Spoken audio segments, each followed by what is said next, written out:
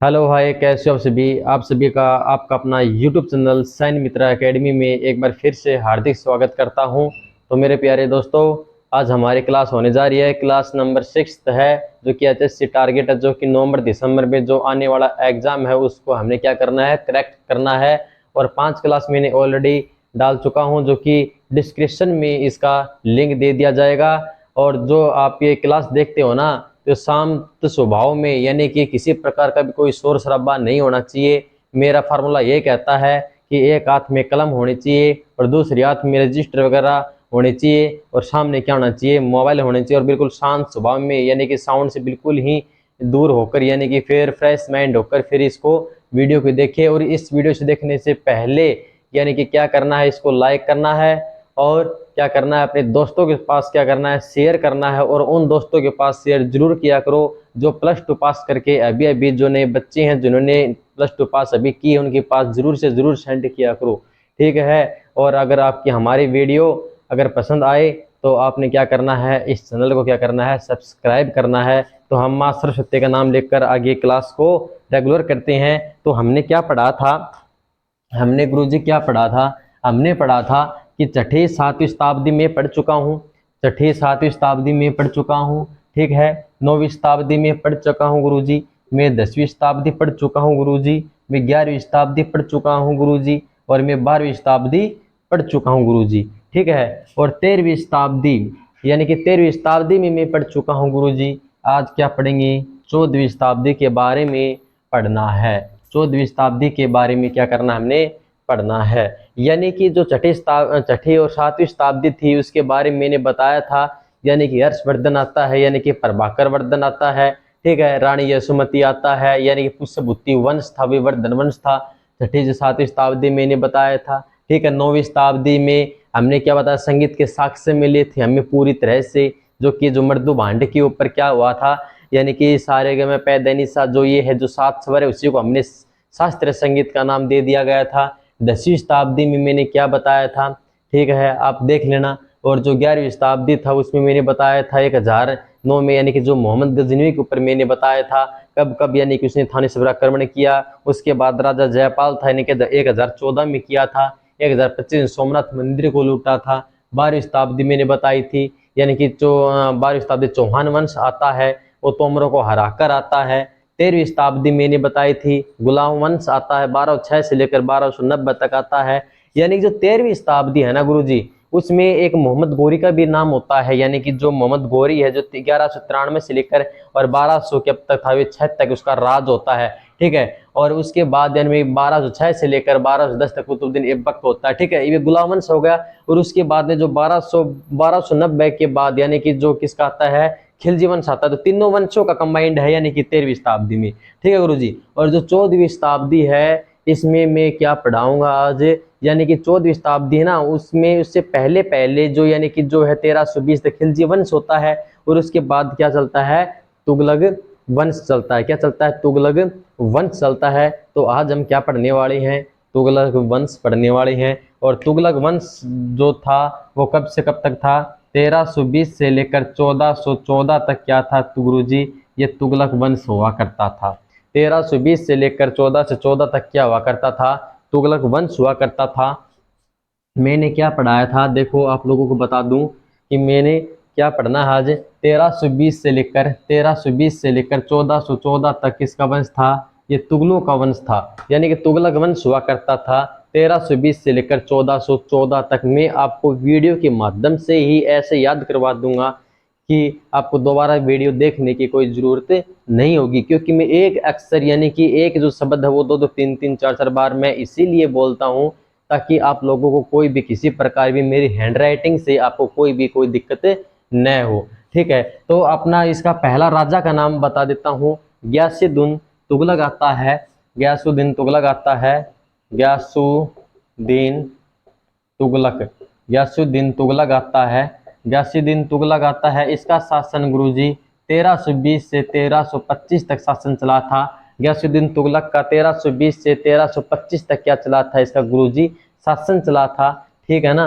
परंतु हम एक बात और है कि गयासुद्दीन तुगलक प्रथम नाम लिखेंगे यहाँ, प्रथम गयासुद्दीन तुगलक प्रथम का शासन 1320 से 1325 1325 तक चला था। उसके बाद में क्या आता है, मोहम्मद बिन तुगलक आता है। मोहम्मद बिन तुगलक सेकंड आता है, ठीक है। मोहम्मद मोहम्मद बिन तुगलक, मोहम्मद बिन तुगलक सेकंड आता है। इसका शासन 1325 से लेकर गुरुजी 1351 तक इसका शासन चला था। 1325 से लेकर 1351 तक शासन मोहम्मद बिन तुगलक का चला था, सेकंड का चला था। उसके बाद में किसका गुरुजी शासन आता है, फिरोज शाह तुगलक का आता है गुरुजी। किसका आता है, फिरोज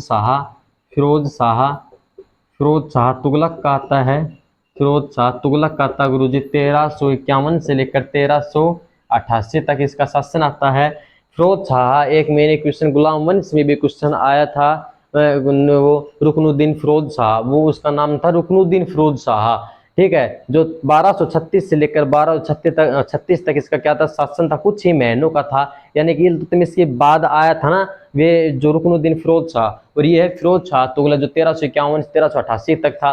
फिरोज शाह तुगलक के टाइम में क्या कहते हैं गुरुजी, फिरोज शाह तुगलक है ना, वे नगरों का निर्माता कहते हैं और नहरों का निर्माता कहते हैं।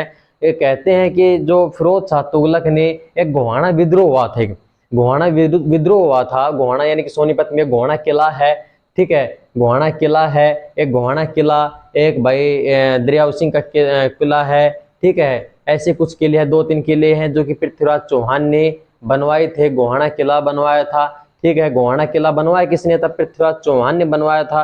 परंतु ऐसे क्वेश्चन आ जाए कि गोहाना किला का जो विद्रोह हुआ था ना वो किसके टाइम में हुआ था, तो फिरोज शाह तुगलक के टाइम में क्या हुआ था, गोहाना किलों का विद्रोह हुआ था, ठीक है। दरियाव सिंह का जो किला है, दरिया किला है, ये अपने पृथ्वीराज चौहान ने ही बनवाया था। तो फिरोज शाह तुगलक 1351 से 1388 तक आ गया। कहते हैं गुरु जी कि जो अपना जो हिसार में क्या है, गुजरी महल है, गुजरी महल है हिसार में, बस स्टैंड के बिल्कुल सामने है, ठीक है। उसके अंदर क्या है, गुजरी महल के अंदर क्या है, एक लाट मस्जिद है। बनाने में कितना टाइम लगा गुरुजी, 1354 से लेकर 1356 में लगा था। और गुजरी महल दिल्ली सल्तनत काल की सबसे सुंदर इमारत हुआ करती थी किसी टाइम में, यानी कि किसी टाइम में गुजरी महल दिल्ली सल्तनत काल की सबसे सुंदर इमारत हुआ करती थी, ठीक है। वही तुगलक वंश है जो कि दिल्ली सल्तनत काल में सबसे लंबा कार्यकाल किस वंश का रहा है, तुगलक वंश का रहा है। परंतु उससे पीछे वाला खिलजी वंश था, ये भी दिल्ली सल्तनत काल का सबसे छोटा काल खिलजी वंश का रहा है। ये आप माइंड सेट में कर लो। और फिरोज शाह तुगलक के जो पिता है उसका नाम है रजब, इसकी माता क्या थी, हिंदू थी, ठीक है। और इसके टाइम में 1351 में फतेहाबाद बसाया गया था, और 1354 में क्या बसाया गया, 1354 में हिसार बसाया गया था, और 1359 में अरनीखेड़ा हिसार बसाया गया था। इसके बाद एक आता है कि 1398 भी आता है, तिमुरलंग आक्रमण हुआ था। तिमुरलंग आक्रमण 1398 में हुआ था। फतेहाबाद हिसार और सिरसा में हुआ था। और तिमुरलंग आक्रमण जो किया था ना, उसने दिल्ली में बहुत अधिक क्या की थी, मार काट की थी तिमुरलंग, ठीक है। वे आगे आगे बताऊंगा कि इसको किसका सिया का अनुयायी कहा जाता है, किस वंश को, जो अपने सैयद वंश आएगा 1414 से लेकर 1451 तक, किस वंश को यानी कि सिया का अनुयायी कहा जाता है, इसी को कहा जाता है किसको, सैयद वंश किसका अनुयायी था, सिया के अनुयायी था। खिजर खां का मकबरा, यानी कि सैयद वंश का जो पहला राजा हुआ करता था खिजर खां हुआ करता था, ठीक है। ऐसे ऐसे यानी कि मैं क्या पता मैं क्या से कहाँ चला जाता हूँ, तो मैं आगे मैं अब इसको आगे पढ़ाएंगे। अब फिरोज तुगलक के पढ़ा रहा था, अब खिजर खां की चला गया, यानी तुगलक वंश के बाद ही आपको खिजर खां का मकबरा भी बता दिया जाएगा, किसने बनवाया था गुरुजी, कब बनाया गया था आपको बता दिया जाएगा। तो फिरोज शाह तुगलक मैंने बता दिया 1351 से लेकर 1388 तक है गुरुजी। उसके बाद में क्या आता है, गयासुद्दीन तुगलक द्वितीय आता है। गयासुद्दीन तुगलक गयासुद्दीन तुगलक द्वितीय आता गुरुजी। ये 1388 से लेकर 1389 तक गयासुद्दीन तुगलक आता है गुरुजी। गयासुद्दीन तुगलक आता है। फिर आता है अबू बकर आता है, फिर क्या आता है, अबू बकर आता है। उसके बाद में अबू बकर आता है। ये 1389 से 1389 तक इसका शासन काल चला था गुरुजी। उसके बाद में मोहम्मद बिन तुगलक तृतीय आता है, मोहम्मद बिन तुगलक तृतीय आता है गुरुजी। मोहम्मद मोहम्मद बिन तुगलक मोहम्मद बिन तुगलक तृतीय आया। मोहम्मद बिन तुगलक तृतीय आया 1389 से लेकर गुरुजी 1389 से लेकर 1394 आया। 1389 से लेकर 1394 आया। ठीक है ना। आपको दिख तो रहा है ना कि नहीं दिख रहा है, यानी 1394 से यहाँ पर मैं थोड़ा सा गैप कर देता हूँ, कभी आपको दिख नहीं रहा हो। 1389 से लेकर 1394 है ये। ठीक है ना। फिर से मैं यार 1389 से लेकर 1394 तक है ये। ठीक है, आप देख लेना ये। ठीक है, मोहम्मद बिन तुगलक तृतीय का शासन 1389 से लेकर 1394 तक क्या रहा था, इसका शासन रहा था। उसके बाद में गुरुजी क्या कौन सा शासन आता है, किसका शासन आता है इसके बाद में, जो कि सिर्फ और सिर्फ किसका रहा था, सिर्फ 1 साल का रहा था। सिकंदर शाह आया था, सिकंदर शाह पहला, यानी कि सिकंदरा शाह पहला, सिकंदर शाह पहला, यानी कि 1394 से लेकर और 1394 तक, यानी कुछ ही महीनों का ये जो मैं ये डेट लिखता हूँ, इस डेट का मतलब होता है कि कुछ ही महीनों में ये इसका शासन रहा था। सिकंदर शाह पहला का रहा था। उसके बाद में आता है नसूरुद्दीन, यानी कि नसूरुद्दीन मैंने बताया जो पहले जो गुलाम वंश में आया था, जो कि 1246 से लेकर 1266 तक था। वो उसके बाद में दूसरा नसीरुद्दीन द्वितीय आता है। नसीरुद्दीन द्वितीय आता है, जो कब से लेकर कब तक उसका शासन रहा था। देखो नसीरुद्दीन द्वितीय आएगा, कब से लेकर कब तक शासन रहता है उसका। नसीरुद्दीन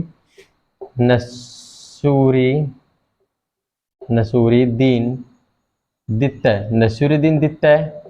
1394 से 1395 तक इसका क्या रहा था गुरुजी, शासन रहा था। और उसके बाद में क्या आता है गुरुजी, उसके बाद में एक शासक जो होता है 1395 से लेकर 1399 तक होता है, एक शासन होता है। कौन सा शासक होता है गुरुजी वे, ठीक है, एक गुरुजी शासन होता है नसीरुद्दीन द्वितीय के बाद। नसीरुद्दीन द्वितीय होता है 1394 से 1395, और एक होता है नसरत शाह होता है। कौन सा 1395 से लेकर 1399 में कौन सा होता है, नसरत शाह होता है। नसरत शाह होता है 1395 से लेकर 1399। देख लेना आप, नसरत शाह लगभग नसरत शाह ही इसका शासन रहा होगा। 1395 से लेकर 1399 तक होता है। फिर इसमें क्या होता है, नसीरुद्दीन द्वितीय, फिर दोबारा शतामी आता है नसीरुद्दीन द्वितीय, दोबारा शतामी आता है दोबारा से। वो 1399 से लेकर 1399 से लेकर 1413 तक क्या होता है, नसीरुद्दीन द्वितीय दोबारा से शतामी आता है। ठीक है, फिर एक बार क्या होता है, उसके बाद में दौलत शाह आता है। दौलत शाह होता है, दौलत शाह होता है 1413 से लेकर 1414 तक होता है। तो आज का यानी कि एक क्वेश्चन मैं बता दूं कि जो तुगलक वंश का जो पहला राजा, यानी कि जो एचएससी में कभी भी बीच का सवाल तो मेरे हिसाब से कभी भी नहीं पूछता है कि इसका शासन 1399 से लेकर 1413 तक किसका शासन रहा था। कभी आप बोलो कि दौलत नसीरुद्दीन द्वितीय का रहा था, ऐसे क्वेश्चन लगभग मेरे हिसाब से नहीं पूछता। परंतु फिर भी अपनी सेफ्टी के लिए कोई नंबर न कटे, इसलिए हमको ये याद करना पड़ रहा है। और आपको याद करवाने की तो कोई जरूरत है नहीं, आप तो बहुत इंटेलिजेंट स्टूडेंट हो, तो आपको तो एक बार ही दोहराने से आप याद हो जाएंगे। ठीक है, तो आपको तो सिर्फ 2 क्वेश्चन वेरी वेरी इंपॉर्टेंट लगते हैं मेरे को। कौन से, एक तो जो तुगलक वंश का जो पहला राजा गयासुद्दीन तुगलक हुआ करता था, उसका शासन कब से कब तक था, ये क्वेश्चन आ सकता है कि 14 से लेकर 1400, यानी कि 1320 से लेकर 1325 तक रहा था। ठीक है, एक क्या आ सकता है कि तुगलक वंश का अंतिम जो राजा था उसका शासन था कब से कब तक रहा था। एक ही आ सकता है कि दौलत शाह का रहा था 1413 से लेकर 1414 तक, ये दौलत शाह। ये क्वेश्चन वेरी वेरी इंपॉर्टेंट मेरे को लग रहा है। और तो अगर बीच में से आप याद करो तो आपकी बहुत ही अच्छी है। धन्यवाद करता हूं कि आपने बीच में याद करने की कोशिश की, आप याद करो, यानी कि आप कहोगे कि आपको कैसे याद रहता है। अरे मैं आपको पढ़ाता हूँ परंतु घर पे मैं रिवाइज करता रहता हूँ, ठीक है। तो यानी कि एक बार रिवाइज करोगे, 2 बार रिवाइज करोगे, 3 बार रिवाइज करोगे, आपके दिमाग में ऑटोमेटिकली वे जो ये नाम है ऑटोमेटिकली आपके दिमाग में फिलअप हो जाएंगे, ठीक है। आपको पढ़ने की फिर जरूरत नहीं है, आपको सिर्फ नाम में फिलअप हो जाएंगे, ठीक है। तो मैंने क्या पढ़ाया आज, तुगलक वंश के बारे में मैंने पढ़ाया है। एक बलबन के बारे में मैंने कल पढ़ा दिया गया था, 1 2 3 क्वेश्चन में भूल गया था कल, तो मैं आज वाली वीडियो में रिवाइज कर देता हूँ। एक याकूत नाम का होता है, याकूत, याकूत, याकूत को, याकूत देखो, एक जब बलबन जो राजा बना था 1266 से 1286 तक, तो याकूत को आमिर, आमिर ए आखुर, आमिर ए आखुर घोड़े का क्या बना दिया गया था, सरदार बना दिया गया था, सरदार, सरदार। यानी कि याकूत को मैं दोबारा से लिख देता हूँ, याकूत, यानी कि याकूत को आमिर ए आखुर घोड़े का सरदार बना दिया गया था। एक अल्तुनिया को, अल्तुनिया क्या होता है, अल्तुनिया, अल्तुनिया को बठिंडा का सूबेदार बना दिया गया था, बठिंडा, बठिंडा का सूबेदार, बठिंडा क्या बना दिया गया था गुरुजी, बठिंडा का सूबेदार बना दिया गया था, ठीक है। और बलबन का जो शासन मैंने बताया था 1266 से लेकर 1286 तक मैंने बताया था, उसके बाद में के खुसरो का शासन आता है, यानी कि 1286 से 1287 तक आता है, पर 1287 से लेकर 1290 तक के को बाद का आता है, और फिर केमुर्स का आता है 1290 से लेकर 1290, कुछ ही महीनों का केस का होता है, केमुर्स का होता है, ठीक है। उसके पहले मैंने बताया भी था, यानी कि जो ये कुतुबुद्दीन ऐबक है, उसका जो दामाद कौन हुआ करता था, ये इल्तुतमिश हुआ करता था। इल्तुतमिश ने 1291 में क्या बनाया गया था, अपने बेटे नसीरुद्दीन के लिए एक महल बनवाया गया था, उसका नाम सुल्तान गोरी के नाम से रख दिया गया था। उसके बाद इल्तुतमिश ने 1235 में अपने खुद के लिए एक महल बनवाया, यानी कि मकबरा बनाया, उस पर छत कभी टिक नहीं पाई। उसके बाद यानी कि जो फिरोज तुगलक ने उस पर दोबारा छत लगाने की कोशिश की, परंतु वो भी टिक नहीं पाई, ठीक है। यानी कि जो दिल्ली को खूबसूरत बनाने में सबसे बड़ा योगदान इल्तुतमिश का था, वही बड़ा बदनसीब यानी क्या नाम है राजा था, जिसका मकबरे के ऊपर छत नहीं टिक पाई, आज तक उसके ऊपर कोई भी छत नहीं है। और सुल्तानों का जो मकबरा है वे देखने लायक होता है। तो गुरुजी आज मैंने क्या पढ़ाया, तुगलक वंश पढ़ाया। कल मैं आपको क्या पढ़ाने वाला हूँ कि जो खिज्जर खां है, यानी कि जो सैयद वंश आएगा, वो मैं कल पढ़ाऊंगा। तो आज के लिए इतना ही, अगली वीडियो में फिर से मिलते हैं। इतने के लिए जय हिंद, जय